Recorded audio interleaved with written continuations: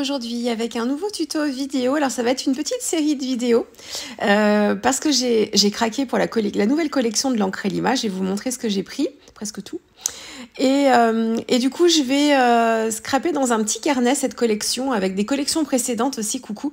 Donc vous allez voir plusieurs vidéos à suivre ou pas forcément d'ailleurs en fonction de mes petites envies. Donc vous allez voir ça. Alors voilà ce que j'ai pris. Encore une belle collection. Alors il est très rare quand je prends pas au moins une planche à chaque nouvelle collection de l'encre et l'image. Mais alors celle-ci, vous connaissez mon amour pour ce thème-là marin. Donc la sirène avec sa petite queue de poisson qu'elle est tant adorable. La petite baigneuse avec on peut changer son petit maillot de bain. Ici c'est un petit florilège d'accessoires, de feuillages, de coquillages, de fleurs. Celle-ci avec les phares, les pêcheries. La petite bouée et puis celle-ci avec le bateau, le petit moulin à vent, la petite maison sur l'île. Donc voilà, donc j'ai pas tout pris, j'ai pas pris les plaques de texture, j'ai pas pris la planche de tampon avec les galets parce que je vais les faire et ça va justement être une petite, enfin j'aimerais bien faire une petite série sur ça justement, les galets. Donc je les ai pas pris exprès et j'ai pas pris non plus la planche avec les petites feuilles, la petite guirlande de feuilles et les petits textes. Non pas que je l'aime pas, parce que j'aime bien les boules japonaises aussi, mais c'était une façon de faire des choix. Je la prendrai peut-être plus tard. Alors là, je suis en train de... Je vous montre un petit peu comment se forme mon petit carnet. Donc c'est un petit accordéon. Donc c'est déjà quelque chose que je vous ai montré dans d'autres vidéos.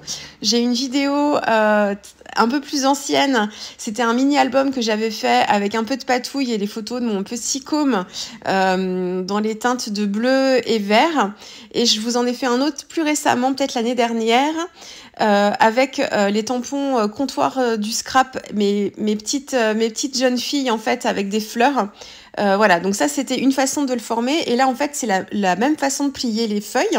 Donc on plie dans le sens de la longueur et ensuite on plie dans le sens de la hauteur, d'abord en deux et puis ensuite on ramène les deux rabats vers le centre pour former les deux autres plis. Et c'est là juste la façon de couper là que j'ai changé. Alors il y a plusieurs façons de faire et là en fait j'ai juste coupé au centre pour voir si ça me convenait mieux parce que dans l'autre méthode il y a une feuille au milieu, enfin une double page au milieu du coup qui se retrouve un peu coupée. Voilà, on n'a pas trop le choix dans cette méthode là. Et là je voulais changer un petit peu donc j'ai coupé au centre. Voilà, bon. Rien de très compliqué, vous avez plein de tutos sur ce genre de pliage et de carnet, donc je vous laisserai aller regarder. Donc ça c'est ma base de travail. Donc en fait j'ai 8 pages en tout, recto, enfin 4 pages recto verso, donc ça me fait 8 pages en tout. Si je suis inspirée, si j'ai envie, je peux étendre mon carnet, je pourrais rajouter des pages si je veux avec des petits systèmes de réglettes, je me débrouillerai. Ou autrement ça restera comme ça. Voilà, donc ça c'est pour ma base de travail. Et puis ici, je suis en train de regarder un petit peu mon combo couleur. Alors rien de très original, je reprends les couleurs que j'aime, mais bon, voilà, c'était histoire de regarder un petit peu ce que je pouvais faire. Je travaille avec mes aquarelles Daniel Smith. Vous voyez ma palette entière ici. Elle est grande, c'est l'une des plus grandes palettes qu'on trouve sur le marché, là où on peut mettre le plus de godets. Vous la verrez pas parce qu'après elle sera sur ma gauche parce qu'elle est trop grande pour le champ de la vidéo. Je vais travailler avec beaucoup d'aquarelles granuleuses, enfin elles sont plus ou moins granuleuses, mais je vais travailler beaucoup avec les aquarelles de la série Primatech de Daniel Smith, qui sont des aquarelles faites à base de pierres semi-précieuses. Ce sont mes préférées chez Daniel Smith, enfin celles que je trouve les plus particulières. Il est le seul à faire ça, à avoir cette technique pour extraire des pigments de ces roches semi-précieuses. Et du coup, elles vont avoir de l'intérêt pour les galets, vous allez voir, enfin ça va me faciliter le travail. Et autrement, je vais travailler dans un combo couleur que je fais souvent, encore plus en ce moment, le bleu-vert en fait, un petit peu de turquoise, un petit peu de vert. Donc je suis avec le vert cascade et l'amazonite véritable. Donc l'amazonite véritable, c'est une aquarelle Primatech de Daniel Smith. Et ensuite, dans les bleus, je pense que je prends le bleu de phthalo en nuance de vert et je lui ajoute une pointe de jaune. Et puis j'ai ajusté. Puis je vais vous parler après des petites cabanes de pêcheurs. Et donc là, je suis en train de former mes galets au crayon de bois. Alors franchement, rien de complexe puisque on cherche pas des formes rondes. parfaites. Les galets sont pas ronds parfaitement. Donc, si vous savez pas dessiner comme moi, ça c'est un exercice qui est simple à faire, hein, si je suis capable de le faire, vous aussi. Donc, j'ai dessiné des formes comme ça et j'ai adapté en fonction de la hauteur de mon papier. J'aurais aimé en fait les faire beaucoup plus hautes dans mon esprit. Je comptais travailler sur une page plus grande dans un de mes carnets. Et puis finalement, je me suis dit, allez, je vais travailler sur un petit livret comme ça. Donc, j'ai revu un petit peu ma composition. Donc, j'en ai fait plusieurs, mais un peu plus étalées. Et j'essaye de faire des formes plus ou moins grosses. Enfin, voilà, je réfléchis pas trop, hein. Donc, ça au crayon de bois. Et là, je les mets en couleur. Donc, j'ai commencé par appliquer une couche d'eau claire pour humidifier mon papier. Et puis ensuite, je viens travailler avec mes aquarelles. Donc là, j'ai choisi la couleur, c'est la quinite véritable. J'ai choisi la quinite. Est-ce que je travaille avec l'apatite? Non. J'alterne entre quinite et soladite. Donc, ce sont deux couleurs Primatech. Et il y en a l'une des deux, la quinite, qui a un petit peu de paillettes à l'intérieur. Donc, c'est la pierre qui est comme ça. Il n'y a pas d'ajout de paillettes particulièrement. C'est les pigments issus de la pierre qui sont un petit peu pailletés, comme on pourrait voir des petites paillettes dans le granit, par exemple. Et du coup, ça donne un petit côté sympa. Et en fait, je travaille des galets, donc un effet de pierre, avec des aquarelles qui sont issues de pierre et qui vont avoir ce côté un petit peu granuleux. Donc en fait, je vais avoir un effet de texture sur mes galets qui va être tout à fait raccord avec mon sujet. Et ça va vraiment, vous allez voir sur les photos à la fin, ça va vraiment donner un effet de pierre tout seul en fait. Il faut vraiment... Là, j'ai laissé aussi l'aquarelle un peu travailler. J'utilise beaucoup le heat gun d'habitude. Et là, je voulais vraiment l'effet de granulation. Donc, j'ai vraiment évité de sécher trop vite. En fait, j'ai laissé vraiment l'aquarelle travailler. Donc, une fois que j'ai appliqué ma base d'eau, alors j'avais une eau légèrement bleutée parce que mon godet était pas forcément propre. C'est pas gênant. Je suis venue avec la quinite véritable plutôt diluée au début pour toujours... J'aime bien ajuster au fur et à mesure. Donc, je travaille d'abord avec un jus plutôt dilué, pas trop de pigments à l'intérieur, enfin les pigments plutôt dilués. Et ensuite, je viens intensifier les contrastes au fur et à mesure. Donc ça, c'est ma base, la quinite, qui est un petit peu irisée.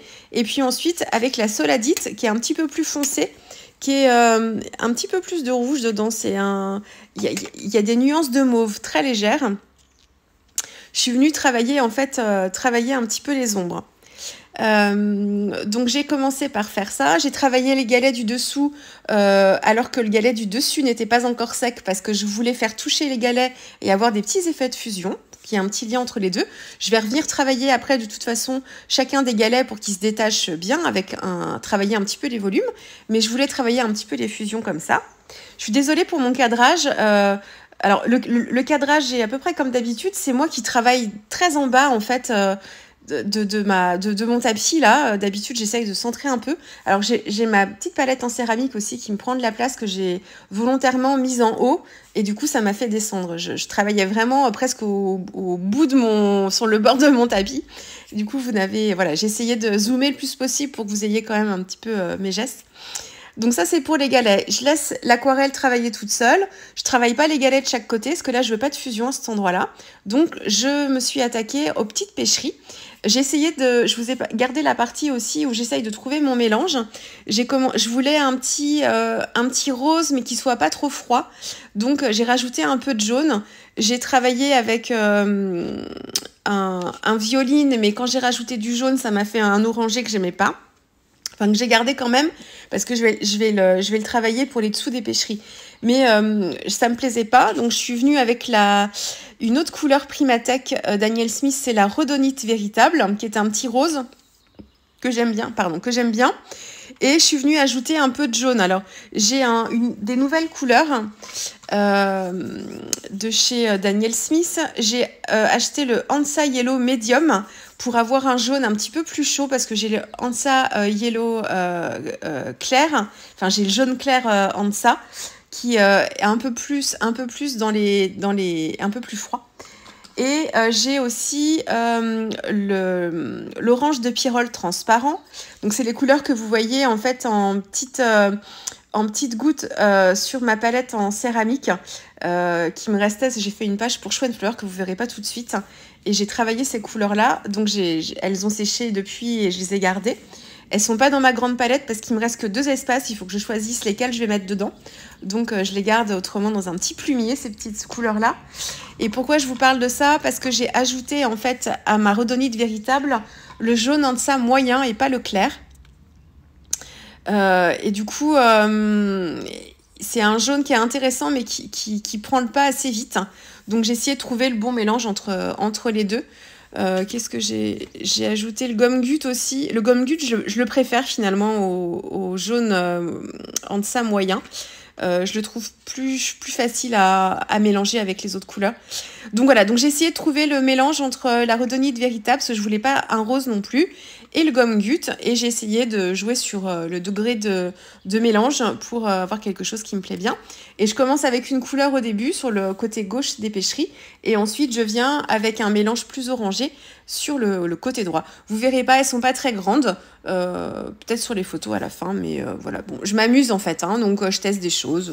Après, quelquefois, ce que j'ai testé, on ne voit pas forcément à la fin, mais c'est pas grave, ça fait partie du processus créatif. Et puis, tout ce qu'on fait de toute façon sur nos pages, même si à la fin ça se voit pas, c'est toujours de l'apprentissage de toute façon. Alors, donc j'ai travaillé mes petites pêcheries, j'ai fait 2 couches, donc j'ai fait une première couche et ensuite je suis revenue sur les galets, donc les 2 de chaque côté qui me restaient parce que ça avait séché entre temps. Et donc même méthode pour les 2 autres galets de chaque côté. J'essaye de travailler les ombres un petit peu pour faire en sorte que les galets qui sont proches des autres soient un petit peu plus dans l'ombre, et puis ceux qui sont plus libres en fait, voilà, plus dans la lumière. On s'en fiche un peu franchement, enfin on s'en fiche. Moi je cherche pas quelque chose de très réaliste ici, on est dans l'imaginaire là encore avec ces pêcheries qui ressemblent un petit peu aux éléphants, vous savez, de Dali là sur leurs échasses là. Donc voilà, on fait ce qu'on veut. Si les ombres sont pas forcément placées exactement au bon endroit, c'est pas grave, tant qu'on en place quand même pour travailler les volumes. Alors, je reviendrai travailler mes petits galets après. Là, je travaille mon fond, donc les galets sont stack, hein. Je veux pas de fusion entre le galet et mon fond là. Donc je travaille avec, j'ai d'abord mis un peu d'eau. Donc encore une fois, mon godet qui me sert à me rincer mes pinceaux est coloré, teinté de bleu. Donc j'ai pas forcément, quand j'applique de l'eau comme ça, je teinte déjà un petit peu mon papier. Si vous voulez vraiment pas le teinter, il vous faut à tout prix un godet en fait avec une eau claire, hein. Le mieux c'est si vous voulez pas retourner et changer votre eau à chaque fois, c'est d'avoir 3 godets. Moi j'en ai que 2 souvent, mais c'est d'en avoir 3. Un pour mélanger vos couleurs chaudes, un pour mélanger vos couleurs froides, et un que vous gardez en fait le plus possible en clair. C'est-à-dire que vous rincez votre pinceau mettons vous avez du bleu sur votre pinceau, vous le rincez dans votre godet d'eau froide. Donc de teinte froide, hein. L'eau est froide mais de teinte froide, et une fois que vous l'avez bien rincé, pour vraiment enlever tous les pigments, vous le mettez dans le godet en fait d'eau claire, et du coup ça va éviter de le teinter trop vite ce godet là, et vous allez garder une eau pure plus longtemps. Voilà, moi je le fais rarement parce que j'ai pas trop la place sur mon bureau, mais c'est l'idéal en fait d'en avoir 3. Alors, donc j'ai fait ça avec l'amazonite véritable proche des galets, avec un jus encore une fois plutôt clair au début, et puis je suis venue avec mon bleu de phthalo, nuance de vert et un petit peu de jaune dedans, très dilué parce que le bleu de phthalo c'est une couleur qui est très très, comment dire, ça a un nom ça aussi, vous les avez dans les... qui teinte, qui a un fort pouvoir teintant en fait. Et ça se dit teintant? Je sais pas, oui, teinté, teintant. Et du coup, c'est une couleur qui va prendre le pas sur... il en faut pas beaucoup pour qu'elle prenne le pas sur les autres. Donc je la dilue beaucoup parce que je veux pas quelque chose de trop flashouille sur mon fond, je veux rester dans la légèreté. Et puis je travaille aussi la partie un peu plus sur le ciel, là en fait, un peu plus haute. Et je veux pas quelque chose de trop foncé, je veux vraiment juste colorer légèrement mon fond, mais pas quelque chose de trop foncé. Donc je le dilue beaucoup. J'avais ajouté une petite pointe de jaune dedans pour lui donner ce petit côté un peu turquoise, bleu turquoise et pas la vert turquoise. Et voilà, donc je travaille tout en légèreté. Et tant que c'était encore humide, j'ai repris l'amazonite véritable, presque pure, et je l'ai travaillé en fait proche des pierres pour intensifier un petit peu et donner des petites zones d'ombre à cet endroit-là. J'ai attendu un peu, là je vous ai coupé les parties, mais j'ai pas séché au heat gun tout de suite.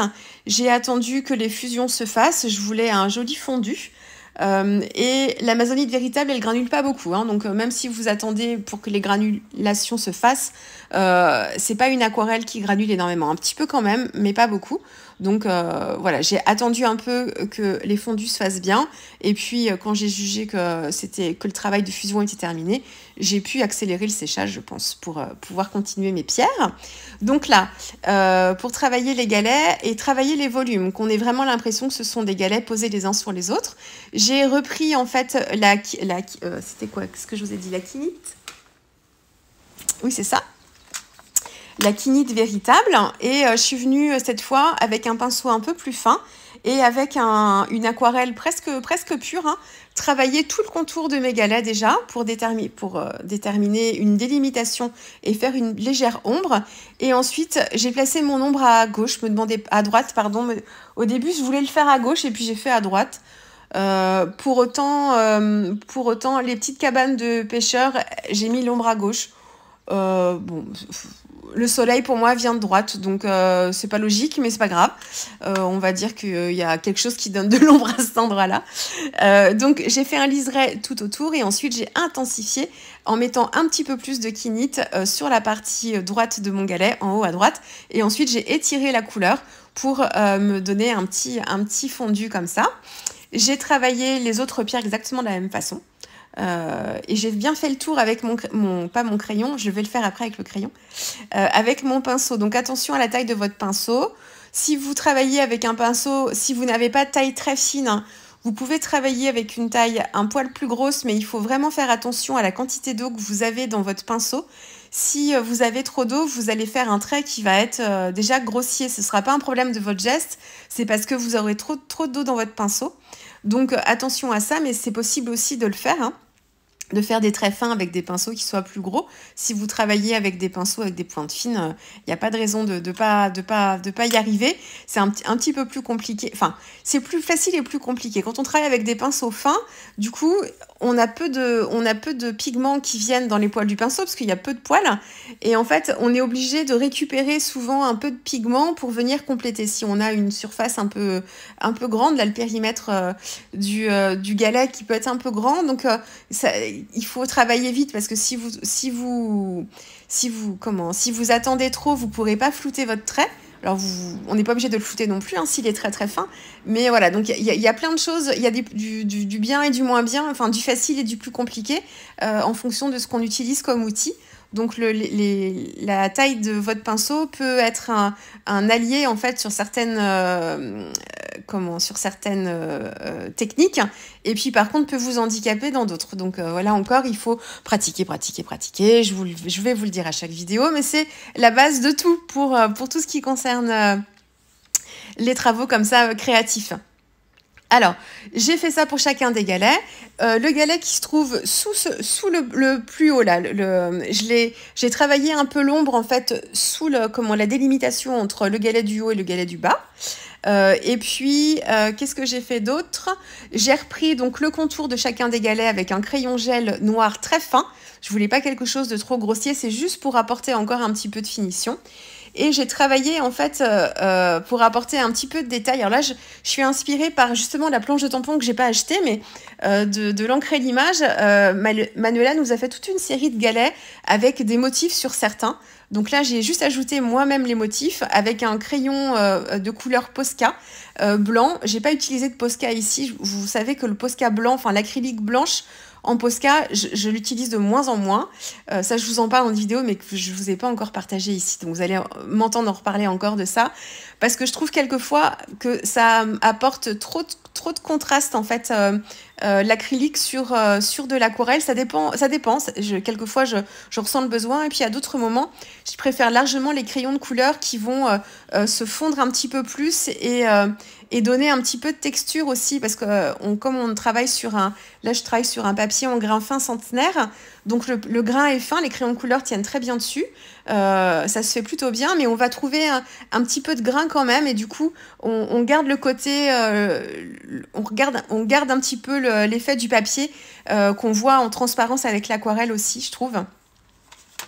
Et c'est vrai que le crayon acrylique, je l'utilise un petit peu moins. Je me suis loupée, je voulais vous faire 2 vidéos séparées. Je voulais vous montrer aussi le travail de la page alors, de gauche, du coup, parce que je ne l'ai pas faite dans l'ordre. Mais j'ai pas remis en route ma caméra, je suis navrée.